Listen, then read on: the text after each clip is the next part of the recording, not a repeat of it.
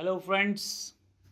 It's Rakesh Sindhwani again before you with the chapter Lost Spring, the second chapter in 12th grade, Lost Spring by Anis Jung. What does the author want to say in this particular chapter? She wants to highlight the exploitation by the higher state of people for this poorest of the poor, who, for one reason, they have been born in a stigma of caste which will last all their life. And the second, the vicious circle of the rich people, the politicians, the higher, the privileged class, the political class, all these together make their life not worth living. So here Anis Jung has shown her concern and she urges the people of the political class, the rich class, the higher, the people who have got all the resources to just pay a little more attention to the needs of this poorest of the poor. Now, here we have got two parts. The first part here, you'll find sometime I find a rupee in the garbage. What does this particular part bring it to you? There are some people who actually migrated from Dhaka, the capital of Bangladesh, way back in 1971. Now, for more than 30 years, they have been living here in the outskirts, that is the periphery of Delhi. Though the name is Delhi, but still they do not have the usual, the ordinary facilities of life as one would expect if somebody lives in Delhi. That is what the metaphorical question will come. Yes, they do live in the capital city of the country, but they do not have the ordinary resources there with them. So 1971, these people had to come from Dhaka, the capital of Bangladesh. Now, why did they have to come? उनको क्यों आना पड़ा? Because there were numerous storms, क्योंकि काफ़ी सारे storms वहाँ पर आए and that destroyed their fields and houses. So they didn't have anything to live on. Yes, they did have the houses, but then the houses collapsed. Yes, they did have those fields, but then nothing grows there on those fields. So they had to come to India in 1971. 1971, they migrated here. Okay. I told you, children, why they have to migrate now. And I told you in the story for how long they'll be living 30 years. Where are they living? On the outskirts of Delhi. That the one which I'm picking from the book itself is periphery. Yes, they have been living there. Now, they keep searching whole day, right from the morning, early morning. They just in a group of boys, they just go out of the houses and whatever they find worth selling, they do pick. Now, everything they pick which is worth selling is gold for them. Gold, children. Now, this is one figure of speech which is hyperbole. Now, if you feel, children, for higher, for rich, for privileged class, अमीरों के लिए जो politics में आते हैं, उनके पास बहुत पैसा होता है, उनके लिए तो सोना भी सोना नहीं होता. Even the gold is not gold for them, but for these poor, unprivileged youngsters, whatever they find in those garbage boxes or plots, which is worth selling, is gold. It can be a piece of silver, wood, plastic, glass, or even sometimes they find a rupee, even 10 rupee, sometimes children they do find, which is gold for them. Whatever is worth selling is gold for them, keeping the condition in mind. So this is the introductory part, the first paragraph. Now Anis Jung, she encounters these boys almost every day, and she questions Sahib Alam, one of the boys whose name is Sahib Alam. She questions him as to why does he do this work. And he says, I don't have anything else to do, मेरे पास कुछ और करने के लिए है नहीं, तो मैं क्या करूं? And rag picking is a compulsion for them. He wants to go to school, but there is no school in the neighborhood. जाना तो चाहता है स्कूल में, लेकिन कोई स्कूल है नहीं उसमें. So Anis Jung makes an offer, and just jokingly, without any element of seriousness, she says, if I open a school, अगर मैं स्कूल खोलूँ तो क्या तू स्कूल आएगा? And he says, yes, why not? I'll definitely come.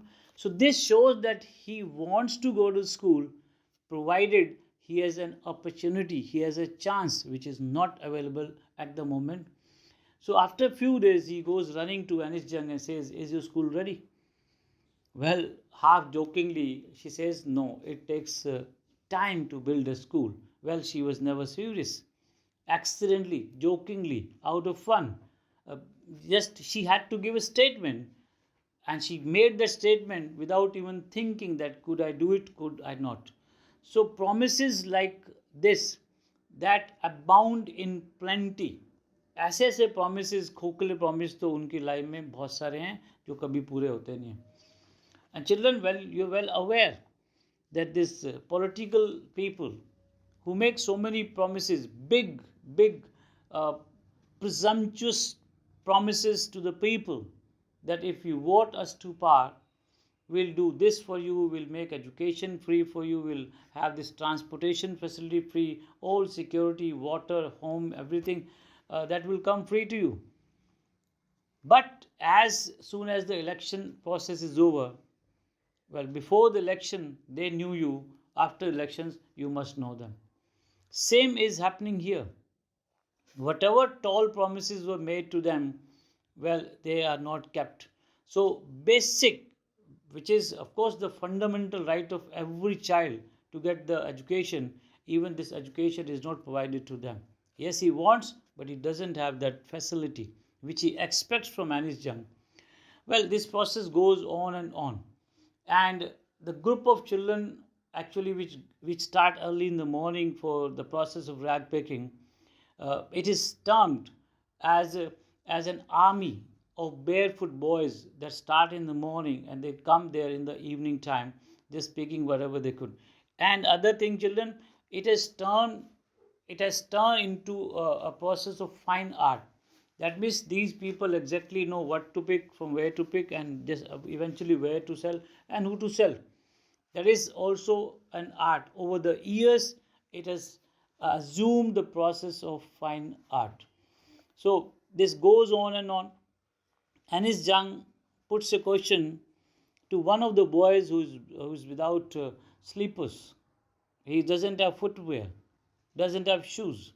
And he says, why are you not wearing chappals? And he says, I don't have any. Another boy who was standing close by, he says, yes, even if he does have those shoes, but even if the mother picks there from the shed, he will not wear, because wearing slippers, wearing shoes is not a tradition, it's not a convention. So they don't wear, even if they have. More or less, Anis Jung says that she emphasizes its lack of resources that actually prevents them from wearing shoes than the tradition. It means they don't have, then they don't wear. But this is one line which actually tells us that wearing chappals is not a part of the tradition. So even if they have, they don't wear. And then he watches two boys playing tennis in one of the grounds. He wishes to play tennis, but that he cannot afford. So he is watching those two boys uh, playing tennis. And when those two boys they just go out, the gardener allows him to use those swings. He is very happy. And one of the rich boys who would not wear those shoes because there was a hole in one of them. So he gets those shoes, a discarded pair of shoes, which one of them had a hole in it. He gets those shoes. He is very happy wearing those discarded shoes with a hole in it, because he himself would not be able to afford it. That's how the condition of majority of the children, where they cannot afford, but then there are people who just give them. Still, even if they get, they don't wear. A reason being, there's tradition. uh, then you see, they have been living in the periphery of Delhi. Of course, I told you. About 10,000 rag pickers children lived there in that area. 1971, that's the year when they migrated. It was a wilderness then. It still is. But the only difference is that at that time when they came back 30 years ago, it was all empty. There were not many number of migrants who came and settled there. Now, yes, it is wilderness, but then it is occupied by many of the people now who live in that area, and they do not have those facilities of sewage, of electricity, of fresh water. But they're living in the sheds which are made of mud, which are made of tarpaulin sheds. Wooden sheds are there. So those are the things that they do lack. The only thing they have is ration cards. Only facility, only advantage that the government has given to them is ration cards, and on that ration card they can get a bit of ration free of cost.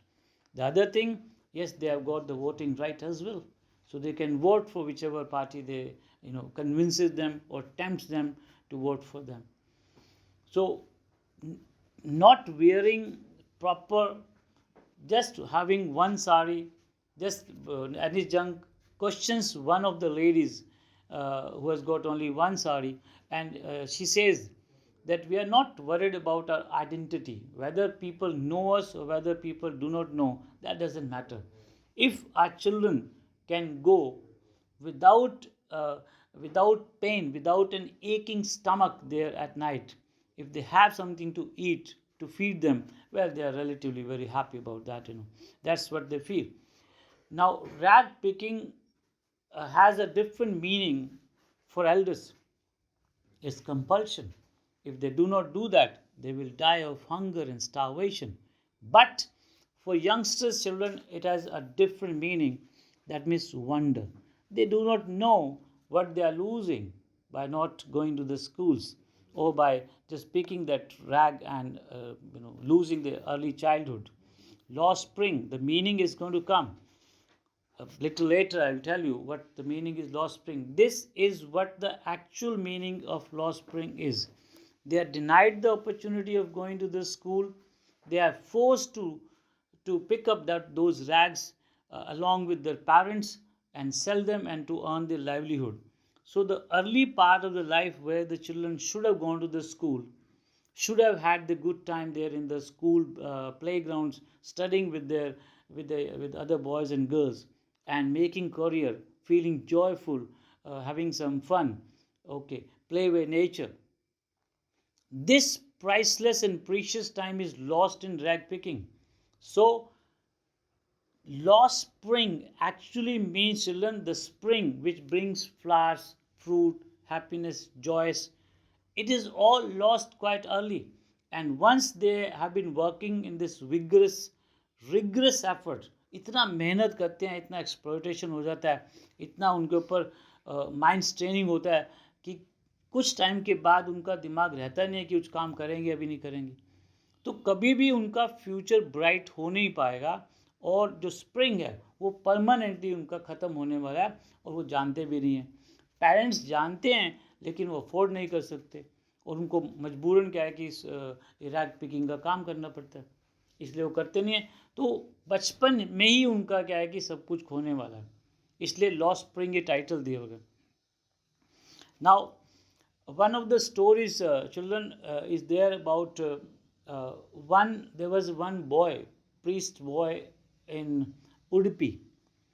Now, while going to the school, it's about 30 years back story she's giving, that one of the boys, one of the sons of the priest, he used to go past a temple and he used to beg, he used to request the Almighty God to give him a pair of shoes. And the Almighty blessed him and he got a pair of shoes and he said, I would never lose them. Now, that was the time when he begged for that. Now, it's 30 years later when Anis Jung visits that, it's a deserted temple, abandoned, isolated, and desolated. Nobody goes there. There's no worship. The devotees don't go there.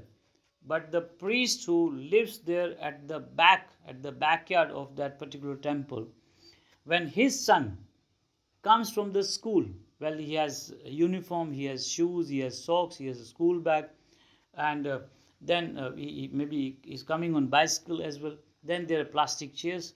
It means all the normal facilities that a person usually has in his home. Well, that priest has no job, children, no temple, no devotees, so no source of income and livelihood. But still, the child goes to school with all the perks that he has. Meaning, thereby, children, these rag pickers will keep working and working and working, but they will never have the ideal means of livelihood. They will still die of starvation. They will keep working, they will keep toiling, perspiring profusely, but still they will not be very near to their actual means of prosperity. Now, this priest, though he doesn't work, though he doesn't have any work, no temple, but still his son goes to the school. And with all the luxuries that a priest can afford to give it to. Meaning that if you're a rag picker, no prosperity, lost spring. But if you have any other job or a priest, still, if nothing is there with you, in your brighter days, in your prosperous days, you may have earned a lot of money that keeps you going. This is the example which is given there in relation to a priest who used to live in Udupi.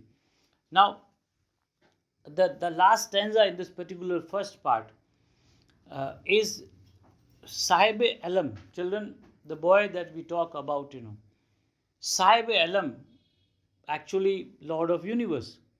But see the name which is attached with this boy, a rag picker. It's irony in itself.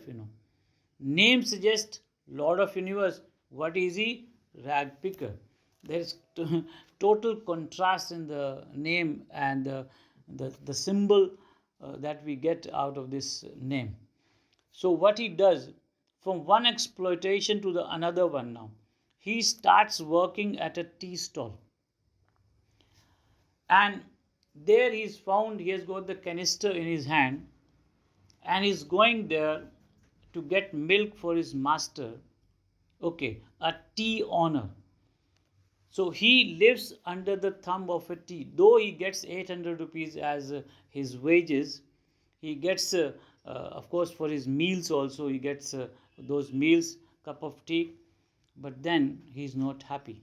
This question also came in one of the boards that is he happy working there? No, he's definitely not happy since he has to work under the thumb, under the guidelines. He's working as a slave. He was a slave, he had to work as a rag picker, and from there he works there under the thumb of a tea owner, a tea stall owner rather, and he gets those 800 rupees. But working there is also not something that brings happiness to him. So this is, children, the first part of this chapter, Lost Spring. I've detailed you about the story. I'm sure you may have got everything. Now, whatever remains, children, I'm going to bring it there in the story which I'll give it to you.